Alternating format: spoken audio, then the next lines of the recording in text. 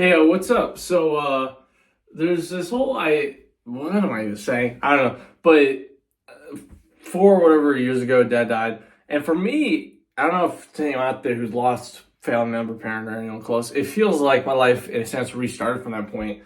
So it's very strange to go about have 19 years of life, have nothing happen, and four and a half, whatever, so far, and for it to be seen by the people you're around and stuff like that as a cohesive, like, oh, the thing. But in my mind and the way I feel and just whatever, it's just like I can only truly like access or only like there's only a connection or tie to any of those 4.5 years, and even a large chunk of that, like with the numbness, depression, all that stuff. It's very easy to almost like kind of rinse and repeat in terms of forgetting or like just it makes it really tough to even remember those times because you're just so focused on just making it out of it that it's tricky to do that. But when it comes to like living a new life, new law stuff, there's so many possibilities, so many opportunities, and I think that's kind of like usually the main thing when it comes to loss is that it like gives way for something new. It's like it's kind of the idea of like the when a door closes, a better one's gonna open or something like that. That's what it kind of feels like. Is not necessarily saying, oh, a better person come along. I'm just saying more so that okay, whatever the part of yourself that you lost there, you can I don't know how you can like you can do more or whatever that how with whatever you go through that process. If that makes any sense at all, I don't think it does. But anytime I think about it, anytime I literally think back or go to it, I'm very lucky in the fact that it feels like one of those things that was like always gonna happen, whether or not I knew it or not. Like I went through the typical like the white kid trauma starter pack. We got the divorced parents, we got the bullying, being like that nerdy classes kid, still kind of am. But that whole process, pretty normal. But for me, it felt like it kind of started ramping up a little bit. It was more so the fact that like not having a great, I don't know, not having other stuff in my life outside of the one person who died was not a great indicator for what my future would be. So I guess it makes sense. Losing that person was very important for me because it pretty much was the thing I was relying on to keep myself going. And so without that, I almost had to rebuild my entire life. And that's where faith kicks in. Because if you don't have faith, whether or not you're religious or not, if you don't believe that there's a reason that you should keep living after that, when you put all your eggs in one basket, you're probably not going to do much. Let's just say the road's probably not going to go very long. So I almost like out of necessity, like if I didn't have belief or trust or any of that stuff, then I would not be alive. And it's not saying I would not be alive, whatever. I'm saying like we're talking like 4 or 5 years in the past. This would have been old news by now. So it's almost like I kind of had just enough to get to that point, but the 4.5 years since then have been tough. And it's one of those deals where it's not like I like when I talk about the white kid trauma starter pack stuff or whatever. It's kind of you can almost put it to stuff or like people or events or something like that. Like okay, let's say the divorce. You're like okay, I can see what happens here. I can see the dynamics of the different families now, or whatever. Or the bullying. You're like okay, at least I only have to deal with these people for these classes or these days of the week or whatever, that kind of stuff. Or I forget what else I said. I probably said, oh yeah, being nerdy, all stuff. I mean, at least you're not in school all the time. But with certain stuff like a loss or grief or any that kind of stuff, it's kind of like, I don't know how to describe it, but it's something you can't really escape. It's something that's kind of always lingering. And it's something that for me, it's like one of those like things that I've had. It's like a Rubik's cube that you have to solve, or like it's something where you can't quite like be complacent with it. Like you can't.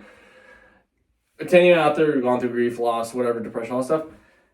I don't know about y'all, but I can't be complacent. Like I can't be still. I can't be any of that stuff with it because if I am, then it's just like my brain goes like crazy.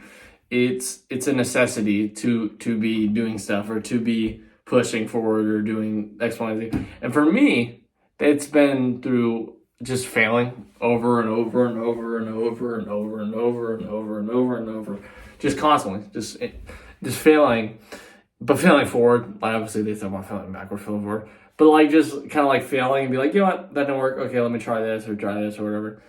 Just doing that kind of stuff, and doing that kind of stuff. Eventually, at a certain point, for me, it got like normal. It got very normal to fail, and by failure, I don't necessarily mean like an event like okay, like getting a 60 on a test or get like for me like video doing bad. I don't necessarily mean that.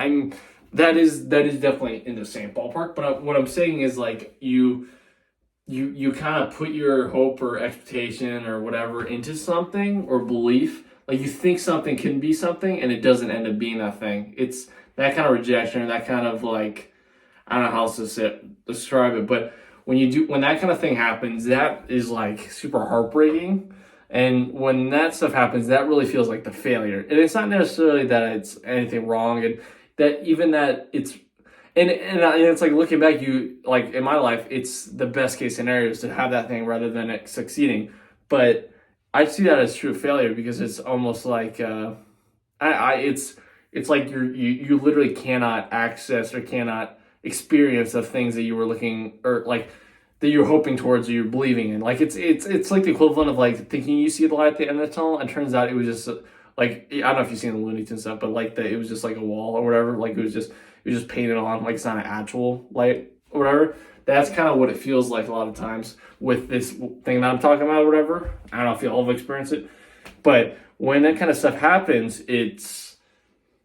that's when you really like that. When I talk about the believing or like thinking, like really feeling like, hey, there's a reason I'm here and all that stuff, religious or not. That's when that kind of stuff really kicks in. It's not on the test or on the whatever or YouTube videos, although that hurts like hell. But it's when that kind of stuff happens, like in my experiences of like going out to Cali or trying this thing or doing that thing or wherever the hell, that kind of stuff, that's more tricky because it's like because when you take those big swings and it turns out to not be anything, it's tough because then you try to reanalyze and think like, okay, so if that didn't work out, like should I do this or should I do that, or would that be the same case? And in my case, when I make those swings and when I miss, it's like painful as hell. So it's a slippery slope to go along. But what I've kind of learned is that anytime I've had one of those experiences where something didn't work out, it's almost been like a massive perspective, reality check, whatever the hell you like to call it, for me, and just giving me more motivation because I'm like, okay, if this is not working out, if we're believing the idea that like there's a better door out there, like door closed for whatever, then I'm more blessed than I could possibly be in my entire life. And I believe that. So I don't know what the future holds. I don't know what it is, but this new life thing is kind of crazy. I still feel like, I don't even know how to describe it, but I still kind of feel like a baby. Like I feel young. It feels so weird. I can't lie. Like it just feels so weird not having a person like in my case, my dad. I don't know about you guys, but it feels so weird just not having that. Like not having that person to where like when you're sitting like going through the week or it's the weekend or the night times or whatever, when you think about, oh, I'm going to do this thing or that thing, not having that person to be thinking like, oh, I'm going to hang out with them, or, oh, I can't wait to be at their house, or I can't wait to do this or that. Like for me, when I was like, go to see this movie, you're going watch this game, I don't know. But that not having that kind of stuff is something I can't really get used to. And it's been like 4.5 years or whatever, but it's so tough. Like it sucks to not be excited about stuff like I used to be. It really does suck. And that's kind of one of those things that motivates me also, because I'm like, it would be nice to be in a situation to where I'm with someone that I'm like, it actively makes me excited to do things. But that also is not easy, and it shouldn't be easy. But yeah, so I don't know what's ahead, but I don't know. There's something interesting about life restarting and seeing what could be, what life could be, because it's definitely not what it was, which is a blessing. But yeah, it's definitely not easy. So anyone out there, have a nice day, and just know you're not alone. I'm chilling. We're living a life thing, and yeah, I love y'all. Subscribe, like, and peace.